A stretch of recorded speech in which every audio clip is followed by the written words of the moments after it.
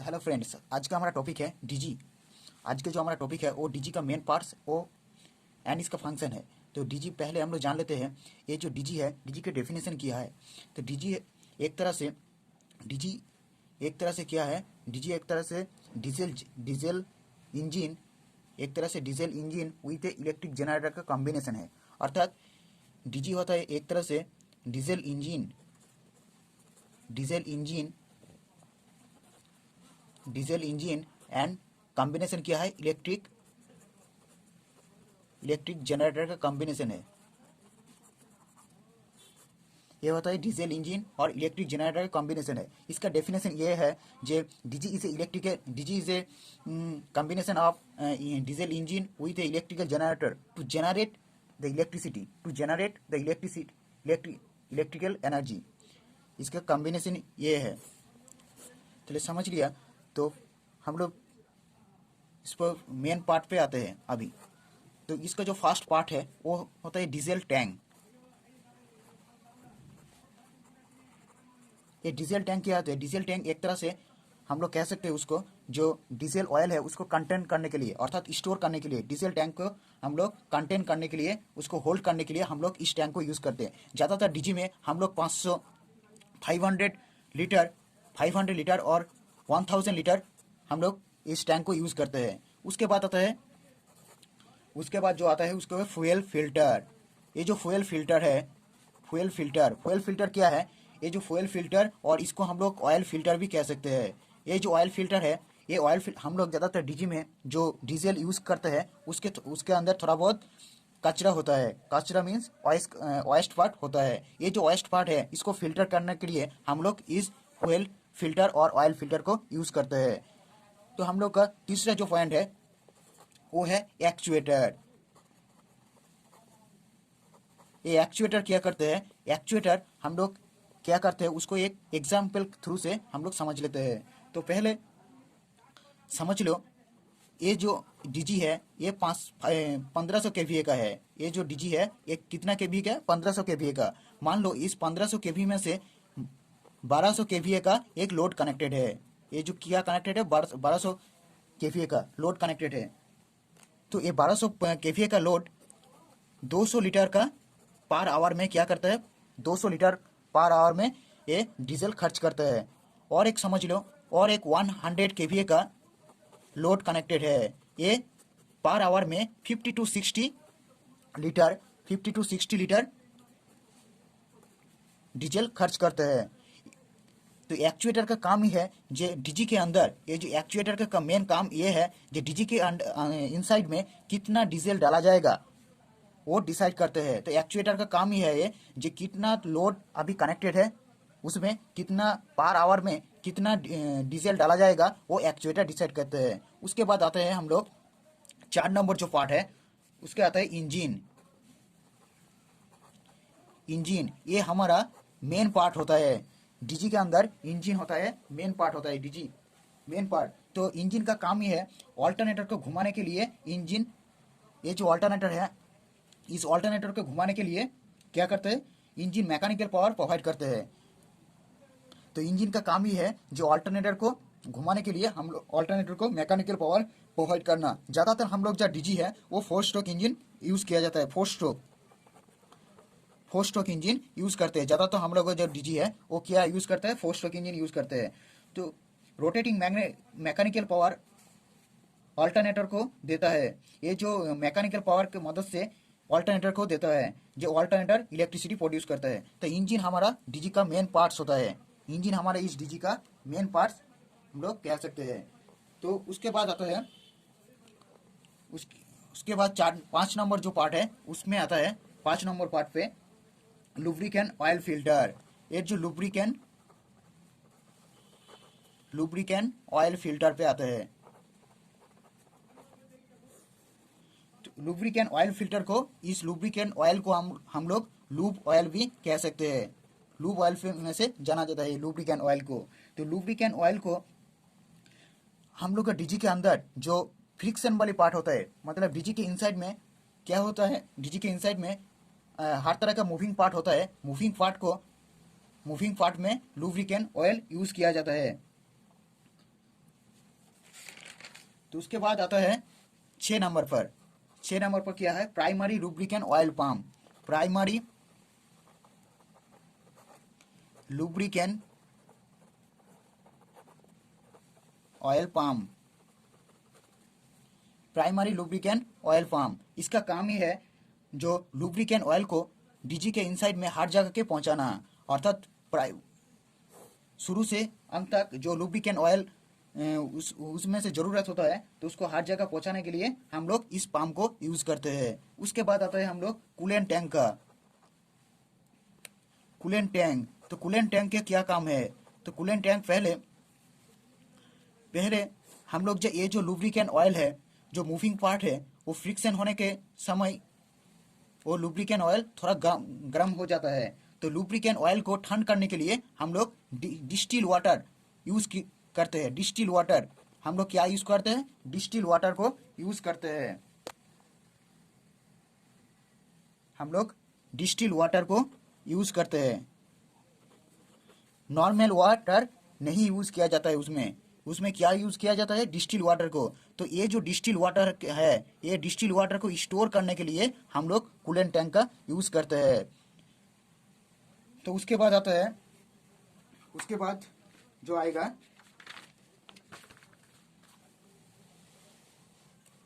उसके बाद आता है radiator. What is radiator and fan. Radiator and fan का क्या काम है, रेडिएटर एंड फैन। तो एक तरह से मान लो ये जो लुब्रिकेंट ऑयल जो गर्म होने के वजह से जो डिस्टिल वाटर हम लोग का डिस्टिल वाटर, ये लुब्रिकेंट ऑयल जो है ये गर्म होने के वजह से डिस्टिल वाटर भी गर्म हो जाता है। तो डिस्टिल वाटर को ठंड करने के लिए हम लोग रेडिएटर और फैन को यूज़ करते हैं। और इस फैन को ज़्यादातर इंजन को ठंड करने के लिए भी यूज़ किया जाता है।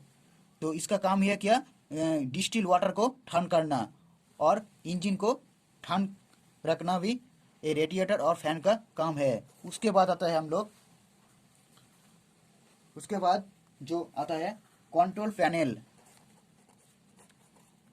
कंट्रोल पैनल और पावर कैम। कंट्रोल पैनल और पावर कैम, तो डीजी को ऑन ऑफ करने के लिए हम लोग इसको यूज़ करते हैं। डीजी को ऑन ऑफ, और फ्रीक्वेंसी कितना है अभी डीजी के अंदर, डीजी का आउटपुट वोल्टेज क्या है, डीजी का आउटपुट वोल्टेज क्या है, डीजी को ऑन ऑफ, डीजी को ऑन ऑफ करने के लिए, और उसका आउटपुट वोल्टेज क्या है, आउटपुट वोल्टेज, आउटपुट वोल्टेज क्या है, अभी बैटरी का वोल्टेज क्या है, ये सब जानने के लिए कंट्रोल पैनल का यूज़ किया जाता है। ये एक डिस्प्ले है जो इसमें हर तरह के डिजिट शो होता है। मतलब डीजी को ऑन ऑफ करना, डीजी का आउटपुट वोल्टेज क्या है अभी, बैटरी का वोल्टेज क्या है, फ्रीक्वेंसी कितना है, फ्रीक्वेंसी, ये सब करने के लिए हम लोग कंट्रोल पैनल और पावर कैम का यूज़ करते हैं। उसके बाद आता है, उसके बाद जो आएगा वो आएगा turbo charger. Turbo charger, turbo charger, ये एक इम्पॉर्टेंट टॉपिक है। टर्बो चार्जर का काम ही इम्पॉर्टेंट है। जो एयर फिल्टर होने के बाद जो एयर आता है, फिल्टर होने के बाद जो एयर आता है, उस एयर को कंप्रेस करके इंजन में डाला जाता है टर्बो चार्जर के मदद से। अर्थात टर्बो चार्जर का काम ही है उसको सहायता करना। किसको सहायता करना, जो एयर फिल्टर होने के बाद जो एयर आता है उसको कंप्रेस करके इंजन में डालना। अर्थात टर्बो चार्जर का यही काम है। टर्बो चार्जर का और एक काम है टर्बो चार्जर का, वो है इंजन में जो कार्बन डाइऑक्साइड प्रोड्यूस होता है, उस कार्बन डाइऑक्साइड को बाहर निकालने के लिए टर्बो चार्जर को इस्तेमाल किया जाता है। तो टर्बो चार्जर का दो मुख्य काम है। पहला काम जो है, टर्बो एयर फिल्टर होने के बाद जो एयर आता है उसको कंप्रेस करके इंजन में डाला जाता है टर्बो चार्जर की मदद से। और एक जो काम है, कार्बन डाइऑक्साइड, इंजन में जो कार्बन डाइऑक्साइड प्रोड्यूस होता है उस कार्बन डाइऑक्साइड को बाहर निकालने के लिए टर्बो चार्जर को यूज़ किया जाता है। उसके बाद आता है उसके बाद आता है साइलेंसर। साइलेंसर क्या है, उसका काम क्या है डीजी के अंदर।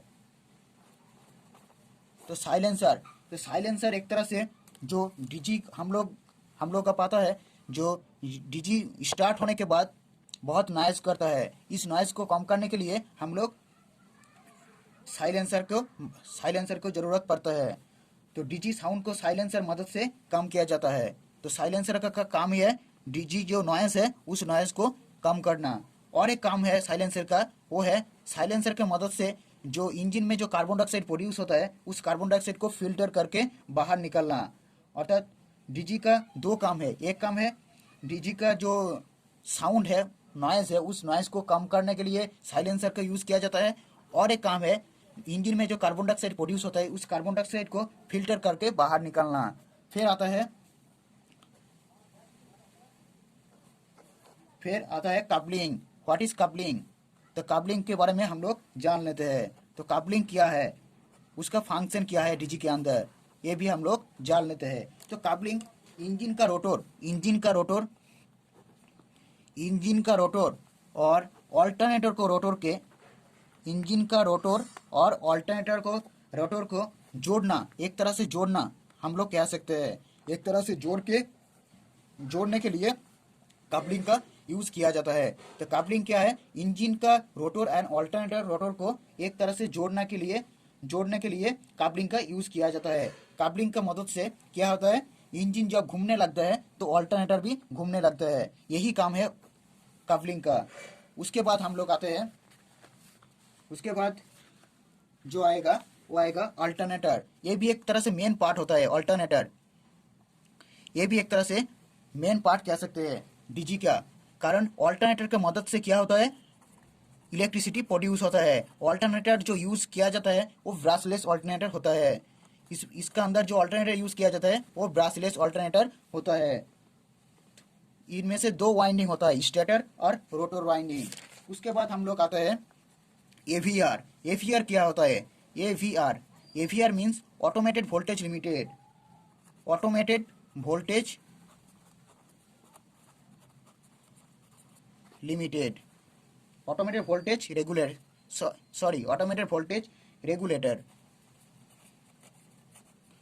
Automated voltage regulator. ये क्या होता है ऑटोमेटेड वोल्टेज, ये एक मेन पार्ट्स कह सकते हैं एवीआर। एवीआर का काम है, मान लो हम लोग डीजी का स्टैंडर्ड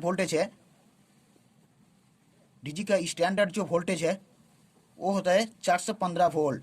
तो अगर हम मान लो कभी कभी डीजी का जो वोल्टेज वो 420 और 410 भी ऊपर नीचे होता रहता है। तो इस ऊपर नीचे ये जो वोल्टेज को कंट्रोल करना, अर्थात एवीआर का काम ही है इसको स्टैंडर्ड वोल्टेज में रखना, जितना हो सके स्टैंडर्ड वोल्टेज में रखना, यही एवीआर का काम है। अर्थात स्टैंडर्ड वोल्टेज में इसको रखने के लिए एवीआर यूज किया जाता है। उसके बाद हम लोग आते हैं एक्साइटर।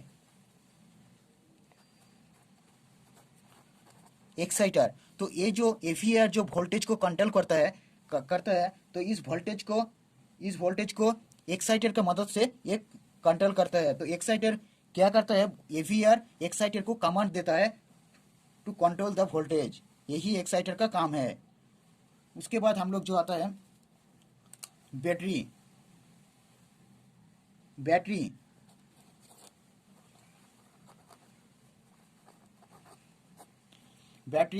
तो डीजी अभी जो इस समय का जो डीजी है उसमें उसके अंदर दो बैटरी लगा रहता है, 12 वोल्ट का दो बैटरी लगा रहता है। उस बैटरी सीरीज में कनेक्शन किया जाता है,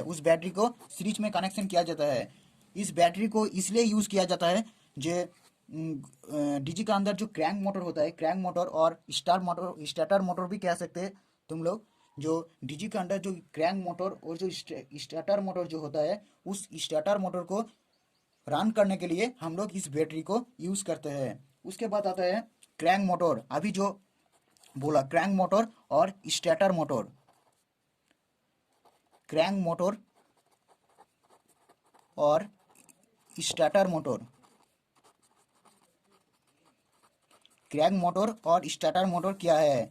तो क्रैंक मोटर और स्टार्टर मोटर एक तरह से डीजी को स्टार्ट करने के लिए मदद करता है, अर्थात डीजी में जो ऑल्टरनेटर है उस ऑल्टरनेटर को घूमने के लिए इस मोटर मदद करता है। तो जब स्टार्ट होने से पहले बैटरी की सहायता से क्रैंक मोटर रन होता है, और क्रैंक मोटर की मदद से क्या होता है, डीजी में जो रोटर है वो मूव करता है, अर्थात वो घूमने लगता है। तो जब 90% स्पीड रोटर पकड़ लेता है, डीजी का रोटर पकड़ लेता है, तब क्या होता है, इस मोटर ऑफ हो जाता है। इस मोटर ऑफ होने के कारण जो इंजन इंजन जो रोटर है वो ऑल्टरनेटर को घुमाने लगता है। तो इस मोटर का काम ही है जे प्राथमिक समय प्राथमिक समय इंजन को और इंजन का रोटर को स्टार्ट करना और स्टार्ट करने के लिए मदद करना, इसका काम ही है ये। उसके बाद आता है गवर्नर। उसके बाद आता है गवर्नर। गवर्नर क्या है? गवर्नर एक तरह से हम लोग आरपीएम अर्थात जो ऑल्टरनेटर को जो स्पीड है उस स्पीड को कंट्रोल करता है, एक तरह से स्पीड को कंट्रोल करते हैं। मान लो हम लोग का जो डीजी है वो 1500 आरपीएम में घूमने लगता है, 1500 आरपीएम में। तो कभी कभी क्या होता है, ये जो आरपीएम है कभी कभी ऊपर नीचे होता रहता है। तो इस आरपीएम को सही अर्थात 1500 आरपीएम में रखना और फ्रीक्वेंसी 1500 आरपीएम में रख रख के इसको मेंटेन करने के लिए गवर्नर यूज़ किया जाता है।